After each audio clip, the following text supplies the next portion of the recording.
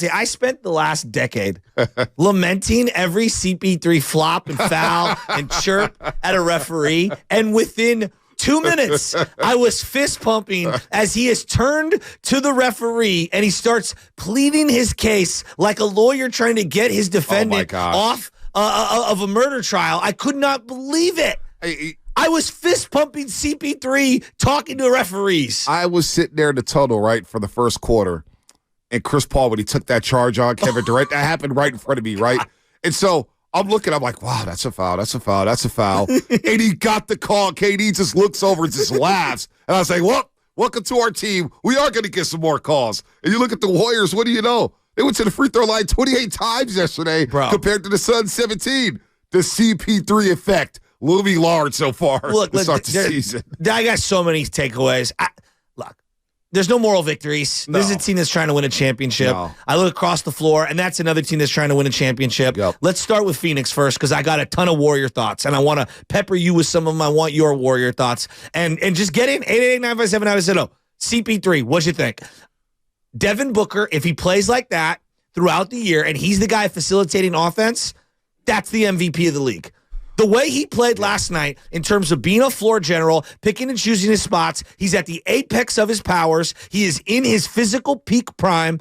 He was excellent last night. And his discernment on when to shoot, when to attack, when to pass. Nurkic looks like he fits. We'll see what time he gets injured in the season. Watanabe, or whatever that guy's name was stroking it. Okogie was killing us. Okogie was good. That team looks really good, and I want to see what they look like with Bradley Beal. So I think eventually they're going to need a point guard. I agree with you. Because you don't want to wear Devin Booker out. But down the stretch, when it came to money time, I agree. When it came to winning a basketball game last night, Devin Booker made some great plays. In the air, nowhere to go, passes it to the corner to Okogie, splash, three-pointer. Phoenix takes the lead. They don't relinquish it. He made a great play at the end of the game with GP2 draped all over him. Running the pick and roll, which pick and roll defense was a struggle for the Warriors last night. Draymond's communication. Yeah, absolutely. The back line. The back line just wasn't there. And Klay Thompson's got to learn to play that back line, and that's a tough ass to play for. Adjustment. So there's going to be an adjustment for Klay, even on the last pick and roll, where Devin Booker gets the pick and roll with Nurkic. He dives to the basket. Chris Paul and Klay Thompson's right there. Just too small on the back line. Too small on the lack of communication. So Devin Booker, he set the tone with 15 points in the first quarter. He was instrumental in that run to get his Suns a 12-point lead in that first quarter, 24-12. But Devin Booker, he looked really, really good. Now, relinquish some of the point guard duties from him because you don't want to wear him out. But the Suns are going to be a problem all season long. Kevin Durant didn't have his rhythm whatsoever. No problem, because you have Devin Booker, who is in the prime of his career. He goes 13-21 overall, 32 points, 8 assists, and 6 rebounds. It didn't matter whether it was Wiggins, Kuminga. He saw Steph on him, CP3, Klay. Devin Booker was getting buckets, man. Devin Booker's a problem. Well, Devin Booker's in his prime. I mean, when you look at, let's talk about his running mate for just a second here, Kevin Durant. Kevin Durant is not in his prime. He's still a top 20, 25 player in the league. No doubt. And on any given night, he can be one of those top 8, 9 guys in the league. But, his explosion is just not there. No, that first step is not there. Yeah, you look up, he's still getting buckets. He's still difficult to guard, and he's still opening up. I mean, he made a couple of really nice passes yesterday, one in transition in particular to Devin Booker, which was excellent. But I'm confidently ready to say the Warriors got the best physical peak of Kevin Durant's years. Yeah, no doubt. They did. And I feel I'm almost sad watching him play now. Well, he's still good. 7-22, 18-11, but he's going to be the second or third option. Yes, and he knows that. And he knows that, and he's accepted that. Now, they got a nice little squad around him. Nurkic is going to be solid for them, 14-14, if he's healthy. If he can stay healthy. They can manage his minutes, 14-14 last night for Nurkic. Drew Eubanks had some good minutes for them, 7 rebounds. He's a goof. Hey, he is a goof, but 3 block shots, man. I know. He's a nice little role player for them. I would love to have him on the Warriors with their size, and that's where I want to start here. Okay. If they're going to start Chris Paul. If they're going to start Chris Paul next to Steph Curry and Klay Thompson, and you have Andrew Wiggins. Well, why did Andrew Wiggins only grab 1 rebound yesterday? We'll get to that. It's why he didn't play down the stretch and why you saw a lot more Kuminga. What's going on with Andrew Wiggins on the boards? He's got to recapture that aggressiveness on the defensive end. And he also missed a ton of layups. I think the Warriors missed 15 layups last night. This is not good enough. 15 layups last night. They just blew it. They smoked a lot of layups. On the night, they didn't turn the ball over. They only turned the ball over 11 times last night. There was a couple erratic ones, especially late. And also, they were bombing from three and weren't hitting. They were bombing for three. I actually thought they had better looks than the numbers would tell you, but they missed a lot of threes. Not in rhythm. Yes. Not a typical Warrior game when you think about the 19 assists they had last night. They love to get around that 30 mark. Yeah. I wonder how much that has to do with CP3 slowed it down a little bit. Yeah, I was going to say pacing factors. Pacing a little bit. Maybe that's a problem there, but I don't know. But that starting lineup with Steph, CP3, and Clay. Defensively, that's first thing Festus said in the tunnel. Boy, they look really small. Well, they are. And they did. And now you look at the offensive rebounding numbers, and you would think that Phoenix dominated the offensive glass. They didn't. The Warriors actually out-rebounded the Suns on the offensive glass 18-17. But overall, they got out-rebounded 60-49. But it's those little taps where if you got a lot of small guys out there, those second and third opportunities were not going the Warriors' way. So how can you navigate the small lineup to start the game? Because they got behind. Phoenix controlled that game midway through the first quarter. It wasn't until Moses Moody, Jonathan Kuminga, Dario Saric came into the game to infuse some energy into that lineup, and that's when they made their run in the first quarter. But, Jessica, I got thoughts on that starting unit. If it's CP3, Steph, and Clay, it can't be. I think they're going to get off to a lot of slow starts this season. No, it can't be. I'm going to hold out being triggered or whatever. I want to see, obviously, 10, 15 games. Right. They need Dre back. That's number one. Before I can make any definitive statements on lineups, minutes, rotations, things like that. I love the concept of Steph or CP3 will be on the floor at all times. That I like. I don't know, interlapping Steph and CP3. Okay, I get it. You're going to have moments and times where that happens.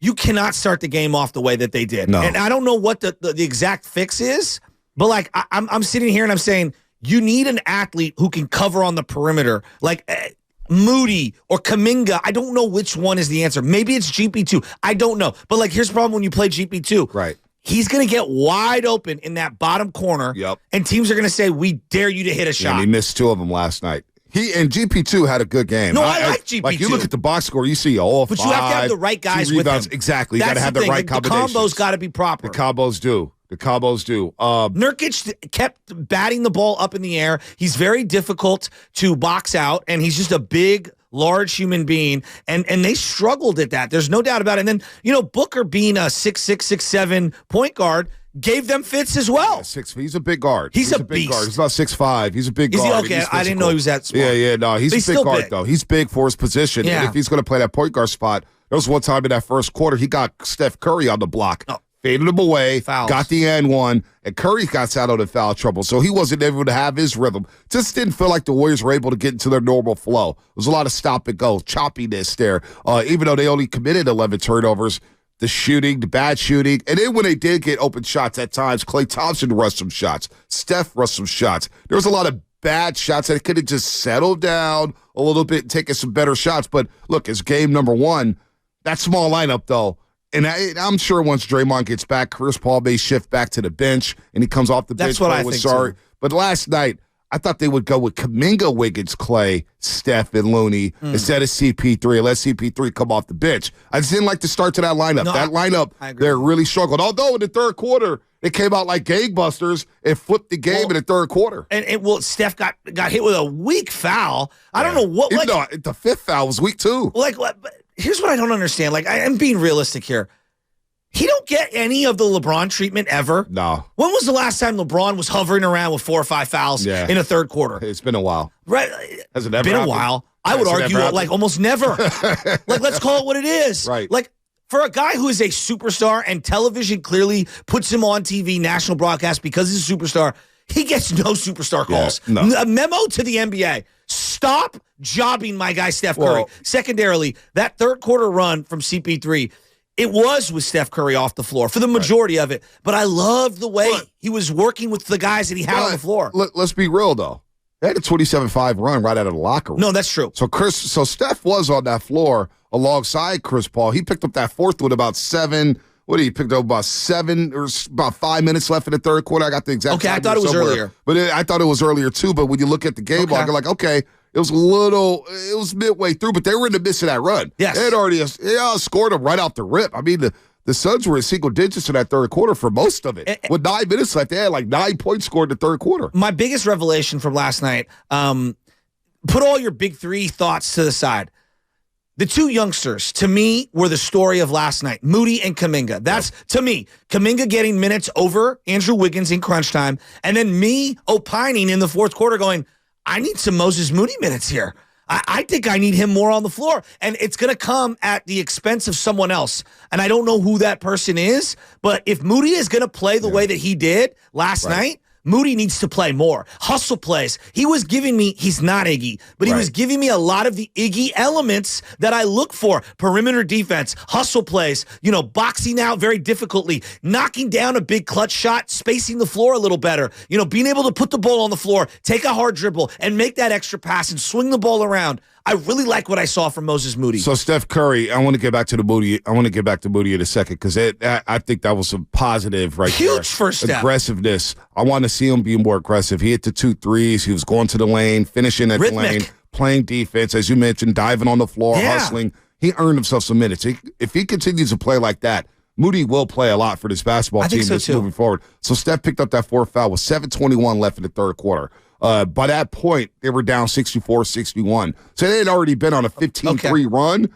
And once he left, there was no drop-off, which was a positive. Yes. The non-Steph minutes were positive for the Golden State Warriors. And that's when Chris Paul started to assert himself. 10 points in that third quarter, 4 rebounds, 2 assists. I thought Jonathan Kuminga was good. He went to the free throw line 4 times. He scored 8 points in that third quarter. Defensively, I thought their team defense was a lot better, especially in that third quarter. I don't know what happened at the end of the second quarter to cause them to be down 15. Just a lot of breakdowns, bad shots, no shot making. I mean, they were awful shooting. This team is not going to shoot like this throughout the season. Well, Wiggins, at one point, Clay, and CP3 combined just were bricking everything. I mean, in the first half, Shasky, they shot 31%, 6 of 23 from the three-point line. Chris Paul was 0 for 6 in the first half. Yeah, he wasn't good. Klay Thompson was 3 for 10 in the first half. Andrew Wiggins was 2 of 8 in the first half. So you add all that up, that is 5 of 24 from Wiggins, Klay, and CP3. That's not good enough. Now, you brought up the non-Steph Curry minutes. Last year, with Curry on the floor, they were plus 268. Just overall, they were minus 120 when he sat. Anytime. Minus 120 overall as a team. And if you would have told me it was minus 1,200, I would have believed you. Yeah, I would have. Last night, small sample, 18 minutes where he's not on the floor, they were a plus 5. Yep. That, to me, I'm not looking for you to replicate what Steph gives you when he's not on the floor. But just don't have a sinking boat. No, don't lose the game. And they actually started winning the game. They went up by 8 in that quarter. In the third quarter. They had an 8-point lead early in the fourth quarter. So it's a game that they should have won. They should have came through down the stretch. Execution down the stretch. Especially when you consider the turnovers. They only turned the ball over 11 times. They were stuck on 6 for the most part of that basketball game. They had 5 there in that fourth quarter. But look, too much Devin Booker, too much of Kogi. Eric Gordon, who couldn't buy a basket, hit 2 big ones in the fourth quarter. So out of nowhere, their role players played well. They played well. Kogi with the 17 off the bench, in the starting lineup. He played well. Warriors just got to make better shots. It was choppy. Steph Curry getting in foul trouble. Look, he didn't play most of the fourth quarter with the 5th foul. Yeah, and I thought that was a tick-and-tack foul. I agree. So try to get good shots there, not having your playmaker out there. That was a tough blow. Was the 5th one the one where they threw a pass to the top of the elbow, and he's just kind of like got the left hand on one side, right hand out, and they just got him on some like grazing. It was I'm going nowhere. He's catching the ball. I don't get why they called that. The loose ball foul that he had on Josh Okogie, he was just boxing him out. He was boxing him out. So the one where Okogie leaves his feet and he's going on. Yeah, we could complain on both sides. Josh Tiven, Carl Lade, John Butler. These guys were not good in game number 1. And it was on both sides. I thought the Warriors got away with a lot of hacking in the first quarter. I watched Devin Booker go straight down the lane, get hacked across the arm, no call. Kevin Durant. Laterally. Dude, Kevin Durant. That first unit is slow. Dude, Kevin Durant got fouled multiple times in that first quarter. He's looking for fouls. Nothing called. So the officials were bad on both sides. Well, I thought GP2, when he went matched up on KD, did a pretty good job making him work and being physical. And Kuminga had like a grazed block on him on a couple of possessions in the fourth quarter. I thought Kuminga rebounding, he obviously got the quick fouls. I mean, the first time he checked in, he had 3 fouls in the first quarter. Could have been 4. In like a minute. 4. It felt like in a minute. No, he could have had 4 fouls right away. But he rebounded well. And that, to me, was the little thing that Kerr talked about in the exit interviews last year at the podium. He's like, I need this guy to rebound better. He rebounded down the stretch. And when he was out there, I could feel a concerted effort from Kuminga rebounding.